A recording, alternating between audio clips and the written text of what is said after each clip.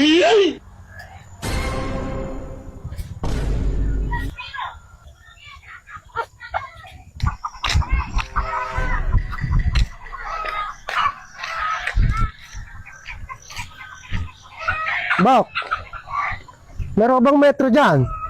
Ay, wala. Masusukatin ko ako yung lote kong binibenta at ma-party-party na eh. Lulutay-lutayin ko eh. May binibenta mong mga lote. Meron dyan sa may lote ko dyan. Alam akong metro, pero ano yung atin? Pwede ba yun? Pwede. Area. Yung tubular, tandang kat. Pwede na ito. Tatangkalin na lang natin, no? Malit lang natin sa katin, Maliit nga lahat. Ngayon na natin, isang ganito ko. Sakto lang isang bahay sa bebenta ko eh. Dalawa. No. 4 meters. 4 meters ba? Hindi. Hindi, 4 rupiye. Apat na piye, ano? Tara. Sige.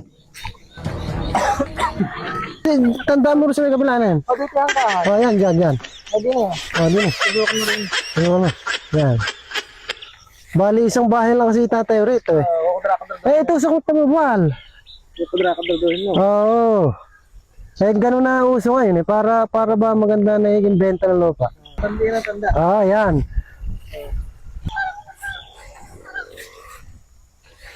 Dini sa may ano na rin, dini naman yung isang hangganan. Sa may para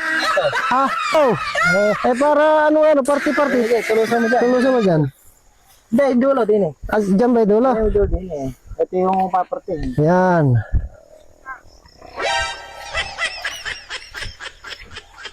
No.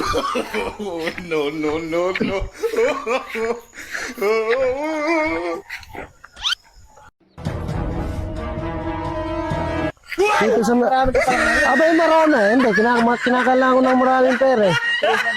Yan. Dito pala yung mga Kailangan na yung matandaan eh. ay siya pagkapag hindi patagata. Ayos yan.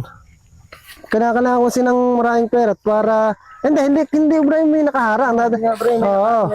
Yan. Hindi masusukat.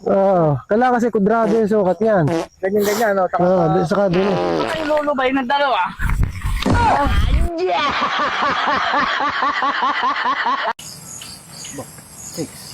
Ay, hindi ko ipagpapalit yung asawa ko din daw. Bakit? Abay, ang pagmamahal ko sa asawa ko mula langit hanggang lupa, nakakutkut pa ng bagya. Hindi naman pala. Kaya hindi ko kayang pagtaksili asawa ko pag mga ganyang chicks. Ay, ganun sana. Asan kaya si Bok? Nawawala si Bok ah. Oo nga. Napalibay yan dyan nga daw pala sa talungan niya eh. Tingnan niya natin kung andyan niya. Ay, ayan! Bok! Bok! Aba.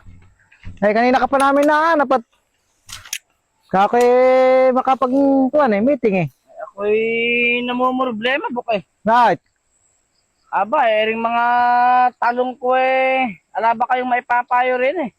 Kung kailan pa naman mahalang talong. Saka pa nagkaganring maliliit na nga bunga, baluktot pa. Kung ano-ano na mga pataba ang ginamit ko, mga insecticide, hindi madali. Ay, may solusyon dito. May solusyon dito. Oo. Ano ba ang magandang solusyon dito? Para tumuwid yung mga bunga ng mga baluktot na talong na yan.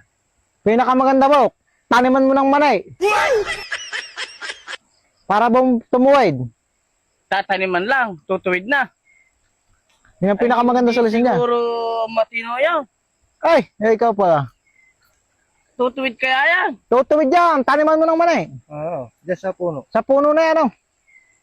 Unat na ulat yan. Yung talong mo balakot yan. Tuwid na tuwid. Nakahabang ka rin yan. Pinakamaganda lumayas ka kayo din ng dalawa at makakapay makakulay.